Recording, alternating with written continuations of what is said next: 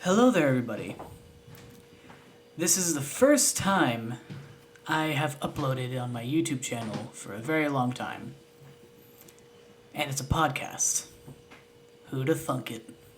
Who'd have thunk you and me would be doing a podcast, huh? Indeed, Fire Voyager. Yes, what's up, everybody? So, in case you couldn't tell, it is I, Lulgan Derpy, with Fire Voyager. What's up? We've decided today that we're going to do something we've been talking about doing for years now.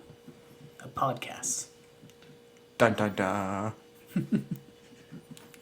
So, in these podcasts, we're just going to talk about some things that we've come up with together. Some universes, if you will. That's something that we've come to realize he and I can do very well together. We can come up with a topic and we just start rolling with the story, and next thing you know, 2 or 3 hours later, boom, we have a whole universe made up that we came up with on the fly. Of course.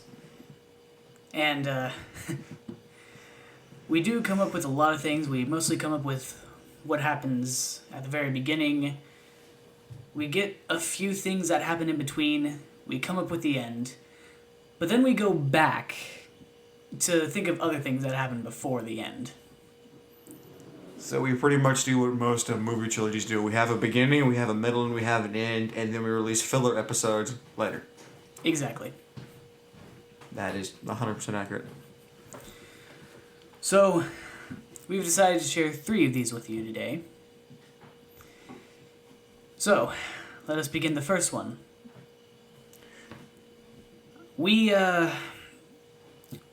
There are 2 characters in a series that I'm sure not a whole lot of you have heard of.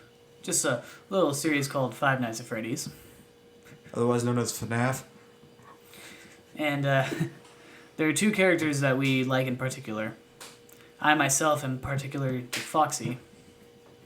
And my favorite is Bonnie, the giant purple bunny. The dude is just hilarious. So what we usually do is we do it with the Five Nights at Freddy's 2 era. Which would be Withered Foxy and Withered Bonnie. Mm-hmm. So we just come up with these ideas that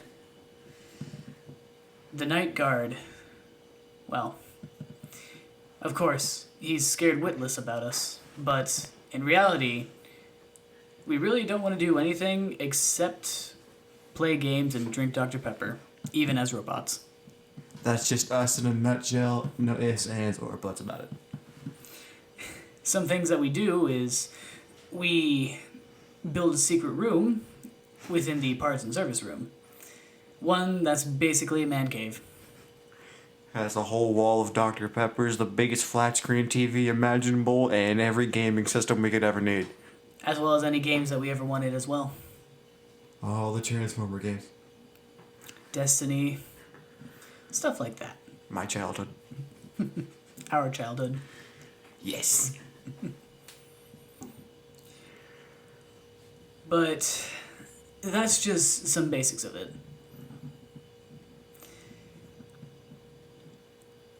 What else can we say about the Five Nights at Freddy's that we've made up? Well, I guess we could sort of explain how it all started. So, from what I can remember, we first started to sort of do this back in high school. It was junior year? It was junior or sophomore year? I think it was sophomore year. It was sophomore year, and Logan over there, he was sitting at a lunch table, and I come up, and that's at the time when FNAF's popularity was really starting to, like, kick off. Like, you know, Mark, the king of FNAF, was uploading, like, crazy FNAF videos. Game Theory was pumping out theories left and right, which we both watched every single one of those ever made. And he was sitting down at the day, I remember he was watching SFMs, or FNAF SFMs. Yeah. And I know his favorite character he chosen was Foxy. And I sit down with him, and I'm watching my own YouTube videos. I can't even remember what I was watching. It's probably like Van Oz or something. And he was watching these whole things, and several of them in a row were Foxy and Bonnie things. And he accidentally called me Bonnie, but the funny part is I went, yeah, what's up? I just went with it. Like, I didn't even realize he called me that. We stopped and we looked at each other like, did you just call me Bonnie? I think so. And we just kind of went with it. And that's pretty much how that kept going. The funniest part, like he said, this was way back in high school, before Ultimate Custom Night came out, and before Scott himself had paired Foxy and Bonnie in Pirates Cove. Which was very ironic, and that place is so cramped. Do not go near that. Foxy farts so much. I will have you know that it's only because of all the Dr. Pepper. I don't have a face, dude, and I can still smell it. However that understands it. And that's just sort of what we do. We literally just make a comment or something, and it just goes. And that's just a little bit of backstory of how this all got going. And so I guess what we're going to do is we'll just come up with a little scenario and give you guys like sort of a rundown so you can get an example of what we're talking about here. Mm-hmm. So Logan, if you want to kick us off here. All right.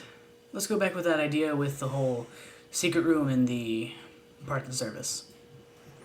See, how it usually works is I'm the one who not really invents, but builds stuff, I guess you could say. Mm-hmm.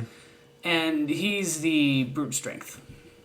So, like, for an example, let's start like we first wake up. So, he wakes up first, as you know, usually Foxy and most SFMs that we have seen or in media is usually the one who's up first out of the older ones. Mm-hmm. Then it's usually Bonnie, Chica, then Freddy. In order, it's been a while since I played FNAF 2. Same here. To be honest, I'm not getting past night 1. I'm a pleb at the game itself, let's be honest here, guys. It just seems more entertaining to watch someone else for some reason. Oh yeah, I love watching Mark get scared. It is hilarious. Indeed. But back to what we're doing here. Yes. Tangent. Squirrel! So, this is kind of how it would go. Oh, man. What happened last night? Huh? Hey, Bonnie. 5 more minutes. Bonnie, wake up.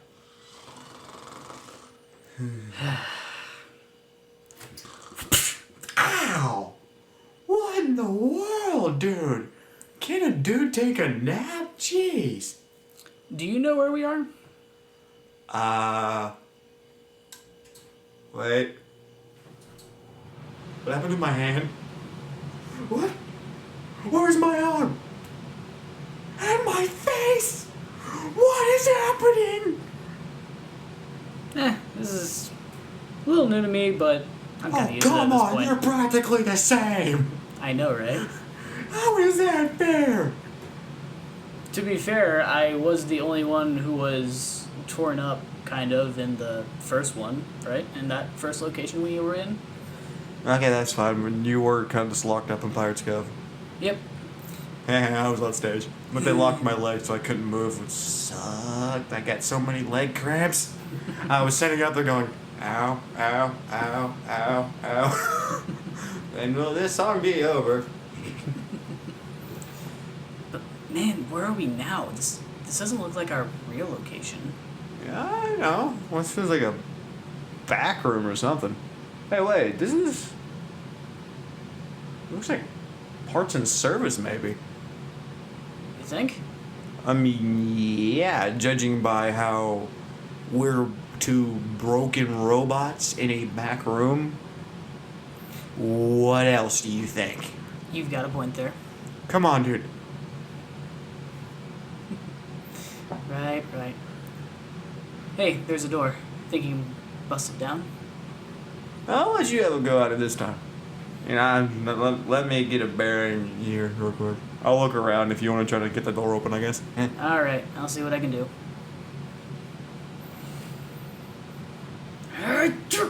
Oh, I'm a robot. How am I feeling pain? I'm like, haha. I don't think I can get this door open. Okay. Alright. Walks up the door.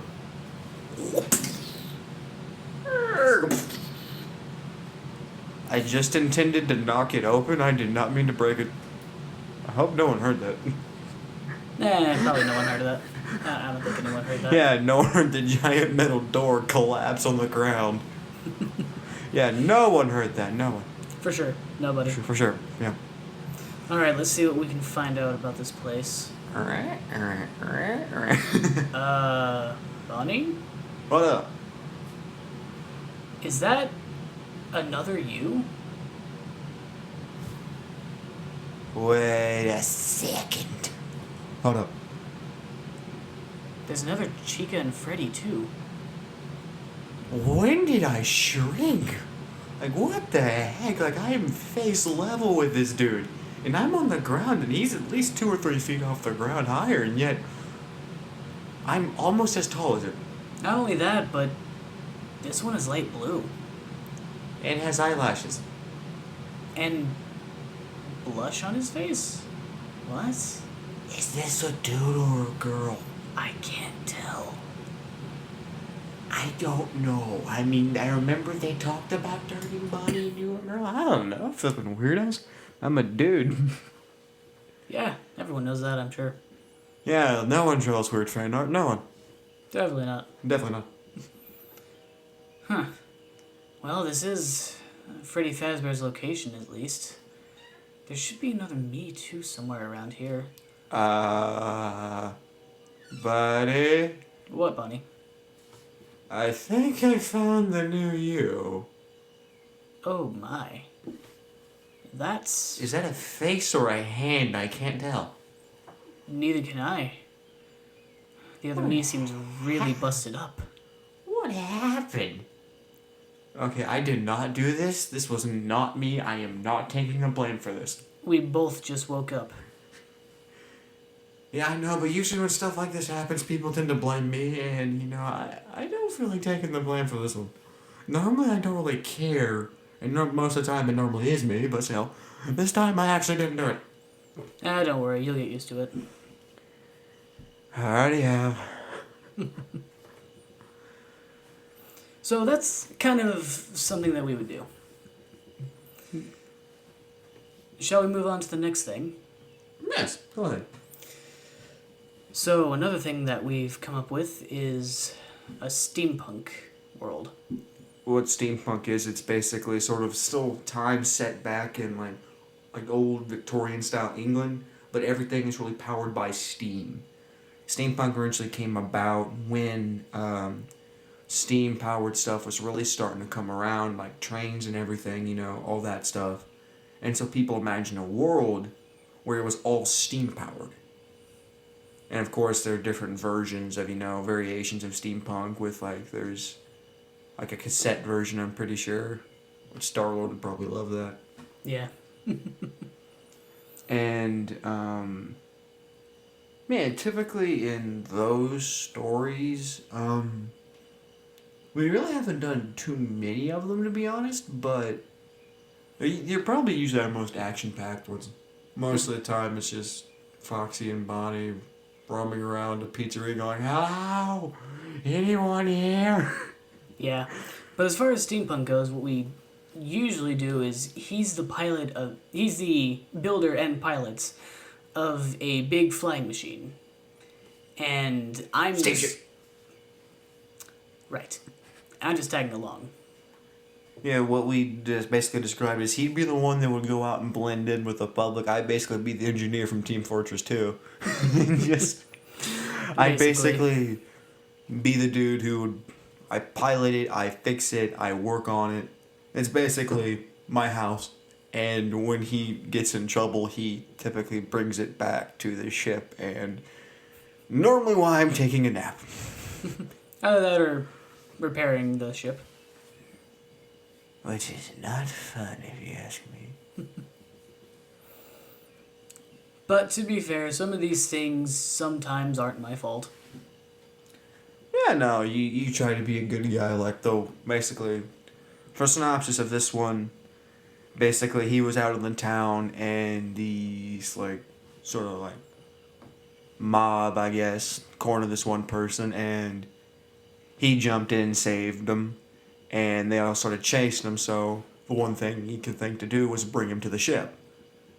And so, you know, I helped him escape, and let's just say that ship is really cool. Has a steam-powered turret. Flying Fortress has got nothing on me, boy. Yeah, most of our weapons that we use tend to be steam powered in some way. There was one time where we actually came up with a weapon. It was a steam powered axe. Now, Oh, yeah. now you'd think that it's an axe. Why would it be steam powered? Well, what we did with that is that there's on the back of the metal part of the axe. On the back there are jets that push out steam really quickly, which in turn makes the swing more powerful. Think for all you gamers out there, sort of a better illustration, Overwatch's Reinhardt's hammer.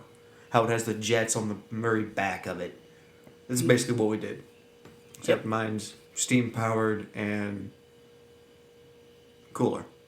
Yeah. Not biased here. But yeah, most of these adventures mostly consist of me getting into some kind of trouble, bringing it back to the ship, and then escaping. Which usually are, about what we would think would happen if we got stuck in a theme park world. Me, I'd be the dude who fixed the ship. Logan would be the one, I say, tally ho, just out there like, top of the morning to you, Dick. Yeah, just out there, living life in the town. Me, hi-ho, it's off to work I go. Basically. In case you guys haven't told by this point, we throw in references in these things all the time. It's a regular thing that we do. So it's basically like Ready Player One's Easter eggs, but it's stuff that we usually like. Like, we don't intend these things to be in there normally. It just happens. They just come to us and we just roll with it. Mm-hmm. It's the greatest thing. Indeed. So, that's really a basic synopsis of the whole steampunk thing that we do. Mm-hmm. So, shall we move on to the final thing? Sure. Let's move on to the final thing. Alrighty then. The final thing. We haven't really talked about what to talk about, but I do have the category. You see, there are these concepts for anime that I've come up with a few times. And I've told them about it, and we've expanded on these ideas immensely. So, do you know which one we should talk about? Oh, yeah. So, basically, Logan came to me one day with this idea for an anime where the main context, work, please, thank you. Yeah. He came to me with this idea for an anime where, in this world, when people get a certain age, or when they're born, they get a special sort of, talisman of some kind. And... Are you aware which one we're talking about now? Yeah, I do. Okay. I tried to, So, what happens is whenever someone is born, and once they've gotten to their room as a baby, there's a stand there for something. When they turn 18, they get this special thing that they can wear. For example, it could be a watch, it could be a belt buckle, it could be a hat. It's all random. However, there are these things on these accessories, if you will. You either pull or spin something to it, and when you do that, you become basically a manimal. The kind of manimal that you turn into, completely based off of your personality. What we've decided is that when you do turn into the manimals, each one gets a special kind of ability, a boost in something, if you will. For example, Fire Voyager here, he ends up turning into a longhorn. Texas. And with that, he gains an immense amount of strength. Not to mention giant revolvers. Yes, we also have weapons completely based off of the animal that we end up combining with. So, I myself am a werewolf. I gain immense speed, and my weapons end up being my claws. Wow. And there's one other person we kind of have into this. Should we talk about Space King or leave him out of it? So I'll just give a quick synopsis of his. We don't really know a whole lot about what his character does, to be honest. Like, we told him about it, and he said he wanted to be a penguin. And so we just kind of went with that. You know, I mean, it's kind of hard. You think about, a giant longhorn, a ninja wolf, and a penguin. This sounds like a bad sci-fi knockoff movie. Indeed.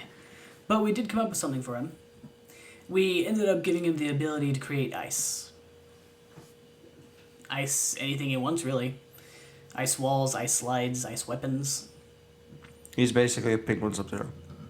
Basically, yes. So, there's so much that we've come up with this one. What should we keep it to? So just kind of a rundown of, besides everything we talked about at this point, that we have for this is our characters in the story, kind of were off on their own doing their own things, but eventually they sort of came together, and there was like a group who was trying to corrupt the world in some way, and we'd banded together to fight them, overcoming challenges and becoming friends along the way. And in the process, really like being able to do combo moves, like one where basically